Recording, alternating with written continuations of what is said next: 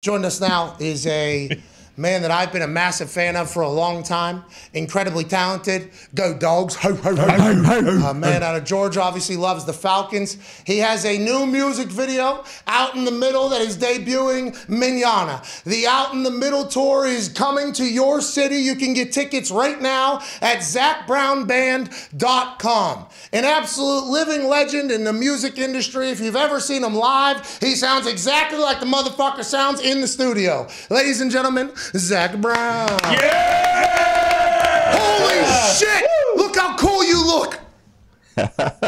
What's happening? Hey, how are you, man? Thank you for making time. We're all actually massive fans of yours. We think you're so talented and your songs are sweet. So thank you for making time for us. Yeah, brother, thank you.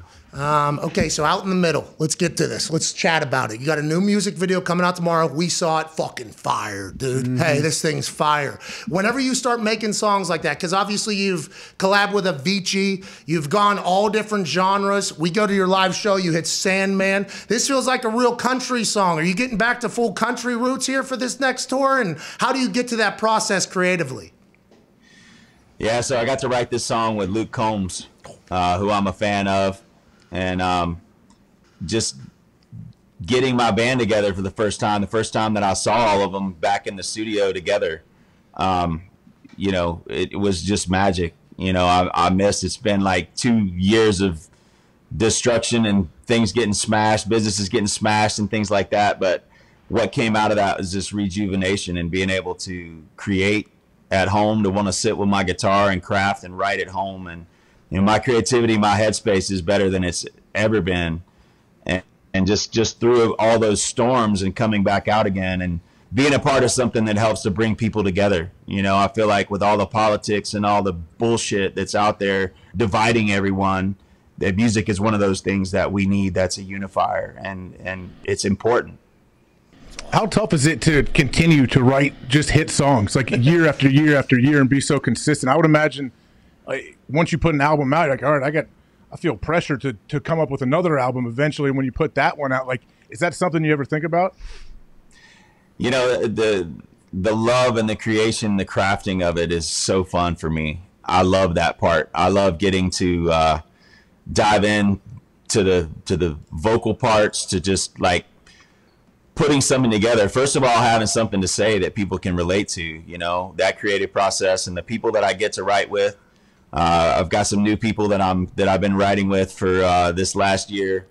That part is really the easy part for me. I love that part. I love creating the new things and then figuring out how we're gonna perform live, how we're gonna put that all together in a way, and then figure out the show where we have, you know, our band's one of those that you have to see live to kind of understand, because of all the diversity that we do, and putting together covers and curveballs and things that people would never think that we would be playing.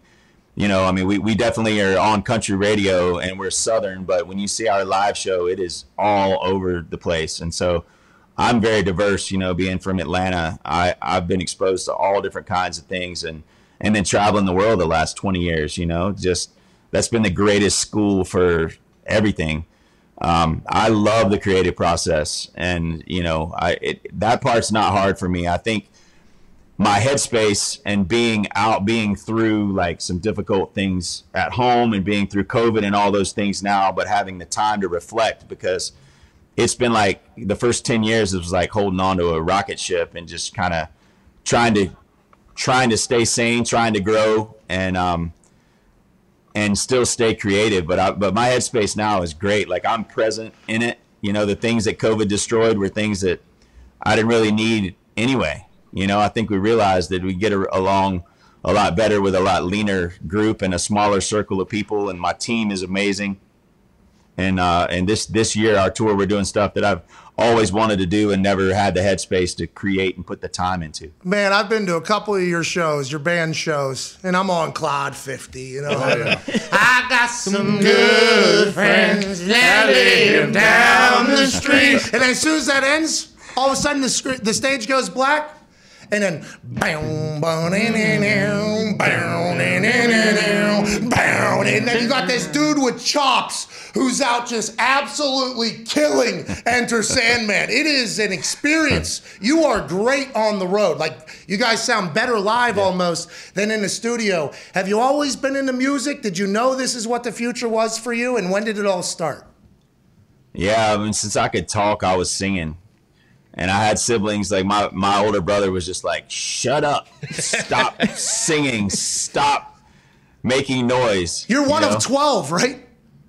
Yeah, that's including step and in-laws and all that. I mean, since I was a kid, my siblings are older. My dad's 86, so he's been at it for a while. I was kind of the last hurrah for him. So my oldest brother's 21 years older, but that's what got me onto like 70s music, I grew up listening to, Allman Brothers and Pink Floyd and the Eagles and real songs, James Taylor, Jim Croce, like that culture, listening to that older music is really what formed my taste for these things. It's just a blessing to get to do what you love to do, but also to try to stay relevant. Like, what are we going to bring to the city the next time we come, so that they're like, okay, we're going the next year, and just keep it going. We're really, really blessed. And my team, my band, I think the secret to it all is being the worst guy in the band.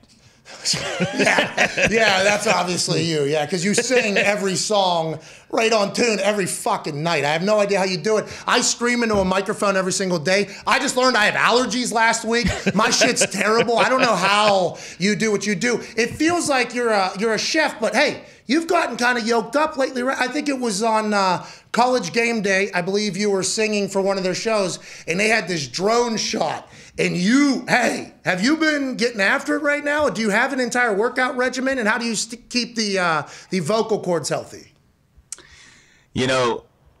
Yes, I'm trying to hit it. I'm trying to be as healthy as I possibly can. I want to have as much energy. I love to adventure. I love to be in the woods. I love to free dive. I love, I don't want to be one of those hunched over, red faced, old guys that can't, They can't move around. I want to be able to run up and down mountains until I'm, when I'm old. And so I've been on a regimen to try to just take care of myself, feel as good as I can for my kids and for the music. And, I'm on a tear. Anything that makes me better, feel better. I've been working with a life coach the last 5 months, which has been really cool, doing a lot of plant medicine work. Those things have been really awakening for me. And I'm always curious and hungry about how to keep things going. That probably helps you writing, right? A life coach, because that's a lot of therapy, right? You're talking about yourself probably to them. I assume that's bringing up a lot of ideas for music and shit. Are you writing already, and are you writing constantly? Constantly. I've already started, writing for this next album. I've already got a great batch of songs going. Like I said, man, I'm just in such a good headspace. Home is creative and happy. My kids are good. Business is good. We've at the end of this year, we'll be out of the debt from COVID, because watching that rack up, 90% of my earning was playing shows. And so for 2.5 years, shut down, and just, I'm blessed to be in a place I negotiated a long time ago to be able to own my masters. And so I was able to get a loan big enough to survive it all. And then right when we went on tour last year, I just reached the credit limit. And without having to go back and figure it out. Hey, hey, let's go. Yeah. Hey, that's a motivational story for everybody fucking going all in. And you're incredibly talented. I assume everybody would say, yeah, you're going to make it. But there's a moment there where you have to look yourself in the mirror and say, hey, fucking, this is everything right now. Congrats. You're like almost reborn again. It feels like an entire new run. I'm excited to hear the music that comes from this, man. Go ahead, AJ. Zach, so do you ever watch, like, I see, so Kanye is doing these listening parties, and he'll show up 2 hours late, and Pat and I, all we talk about is, man, I know you have huge overtime fees. You got to pay for these unions if you are renting these arenas or you have a venue. You ever think about that? And, like, how strict are they? And if you have to get off at a certain time, are you guys always sure to get off right at that time?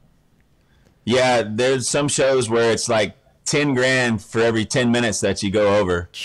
Hey, you're coming to Indy. Hey, you're coming to Indy. I'll put up 100 grand. Just fucking, just keep it going. Just keep That's it. right. Yeah. So, being professional is part of it too. We've been 10 years where nobody's allowed to drink or smoke or do anything like that before we go on and play. I mean, it's a competitive business. I look at what we do kind of like an athlete. You know, we want to get on stage and put on the absolute best show that we can, or else somebody's going to go spend that money. I watch these ass clown people go on and play a show, and they're drunk. You know, they're drunk, and they're not singing good, and not, you know, and that's just not. I don't look at it like that, man. This is like a football team. You know, we work together to give everybody every drop of energy that we have. And if we don't, and imagine, so there's 110 of us on the road, you know? And so imagine if all of them are allowed to just drink and do whatever they want. They might have had a bad night and show up. Like, I don't tolerate that. And I love every single person that I get to work with, and we take it all really seriously, because the fans, when they buy that ticket to come see us, they deserve to get their money's worth and more. And so that's what keeps us relative and keeps us hungry and curious. You know, I'm never satisfied with where we are. I always want to take it to that next level. And now that I'm through these storms and these things, man, I've got so much bandwidth to put back into the music again. And that's where we're at. You know, there's so much more to come. You know, I feel like in a lot of ways of just getting started. You know, I'm working on things. I want to be a lean, you know, ripped machine by the end of this year. I've never been able to get like fully in shape where I'm just like, you know, flexible and working on these things. So there's a lot of goals and things that I'm working on, but it's all around things that serve me, and just keep plowing down that road. And we're so blessed to have the fans that we have that show up, and people like yourselves that are helping us to stay connected to people. You know, it's important work, man. Music is powerful. It's power. You know, Bob Marley, it's like when the music hits you, you feel no pain. And we need that right now. You need to turn the fucking news off and listen to some music and look around, because when you get away from all of that noise, this is the best country in the world to live in. Hey, let's go. Stand in your way. Hey, let's go. And by the way, if you didn't come on we are thankful for you coming on this show. If you didn't come on this show, you're selling out everywhere anyways, pal. Your live shows are amazing. It's awesome to hear the attention to detail that you have and how much like respect you have for your fans. Like, hey, they're coming out here. They can have fun. All right, but we are doing a show. It pays off every single time. One last question for you here. We know you're busy, so we appreciate your time. This dude created this hat, custom-made hat. Took 8 weeks to get done for an interview with you because he loves your hat game. Tone Diggs. Zac, obviously great hat game. I respect it. I went to the concert this summer, and when Enter Sandman came on, like the place went fucking insane. How do you guys decide which covers you're going to do? And do you know, like, when that comes on, like when the music starts playing, like that, you know it's going to be a huge success? Yeah, you know, things that I've got a good barometer as just like a listener and a music fan. That's what started. That's where it started for me, was just loving music. And so when we put our encores together, the encore we're putting together for this year is going to be mind-blowing. The whole second half of the show, we got Robert Randolph and the Family Band coming out with us on tour. Insane musicianship there. They're joining my band for the second half of the show. So we've got a super band for the second half of the show this year. And, you know, the horns and the background singers and the whole thing. So, and the set pieces, I've had craftsmen from all over the nation help me to build the pieces that actually make the set for this year. So you're going to be immersed in this giant living room that feels like you're outdoors for this show, what we're going to be able to do. And, you know, we're bringing it. So if you haven't been to a show, you should come. And if you've been, this is definitely going to be one to remember. And I think if we can pull off, which we will, we're going to pull off what my vision is for this. It's going to be something like that I've never done before. So I'm pumped about that. Hey, I'll be high as shit there watching you. I can't wait to watch. Go to ZacBrownBand.com for tickets. Out in the Middle tour, he's coming to your city. There's an Out in the Middle music video dropping tomorrow. You're a legend, dude. Keep killing it. Yeah, brother. Thank you, man. Hey, we appreciate it. I can't wait to see you doing like fucking, you know, like backflips on the stage. Oh, yeah. You're going to be all yoked up. Ladies and gentlemen, Zac Brown. Yeah! Hey, thank you, dude. Thanks, man. You just missed the greatest hat tilt of all time. I didn't miss it. Call him back. Shit. Whenever you talk to somebody like that, uber creative, I enjoy it. Like breaking down his process, and you ask some questions, and like him explaining the set and everything. I love that. And the whole, hey, we got 110 people. Let's not fuck around. And he called some people ass clowns. He's like, I watched some people, these ass clowns, go out and just disrespect everybody that's there, basically. And it shows, by the way, when you go to one of his shows, it's incredible. Hey, it's awesome. Yeah, they do not mail it in. I've been to a few of his shows over time, and I was like, I didn't know a whole lot even about the band before I was at the place. I'm like, these dudes are unbelievable, and then they're playing all kind of different covers. Yeah, they're pretty. It's pretty amazing, like the range they have. So, like Dave Matthews, right? Yep. He's a live artist. Every show goes like 4 hours almost. Like there's Zac Brown Band is like, hey, we are a live artist. Like I don't want to say jam band because that just sounds like you're kind of knocking down the creativity. But whenever you go to, it's stupid. I'm a massive fan, and I think it was because I went to a show and I was like, holy shit, these dudes are unbelievable. You know who else sounds very good that I did not expect? Who? Wiz Khalifa sounds exactly. He did. Yes, he did. I agree 100%. He sounded great in person. Even in the parts that he had to like sing a little bit, he sounded exactly like the studio. Because you go to some of these shows. What did I say, Pat? Hold on, don't cut you off. What did I say to the boys? I turned instantly to the boys and said, he's a really good singer. This guy sounds exactly like he sounds on the radio. There's a lot of respect for that, but there's so much that goes into all of that. You know, like taking care of yourself. Yeah, because my voice changes every single fucking day. I couldn't imagine. You brought up Dave, and it's ironic because I was thinking about this morning, like, because Dave was awesome concerts. I used to go all the time, and then started going to Zac Brown concerts. He's just like more of a country, like, because they have the whole band. They do every single style of music there. It's a good Those time. Those are the best concerts. ZacBrownBand.com. The one in Indianapolis will probably be, it sells out every single year. It's going to be awesome. He's going to be yoked, too, by then, dude. He's going to be all shredded. He said shredded up. Sounds like he wants to get back on the road to make some money, too. Yeah, how about him going all in? Went all in on the business. Yeah, owning your masters is a massive deal. That's huge. All these other artists are trying to do that right now. It's like a big initiative, big movement. And he's just sitting back there like, yeah, I did this like 10 years ago. Yeah. Listen, I'm owning me, dude. All right? You're not owning me, I'm owning me. Which is very similar to Dave Matthews as well. Yeah. Very similar to him. I love it. Can't wait to see the show. And now we can say that he came on this show. Yes. That's awesome. Thank you, Zach.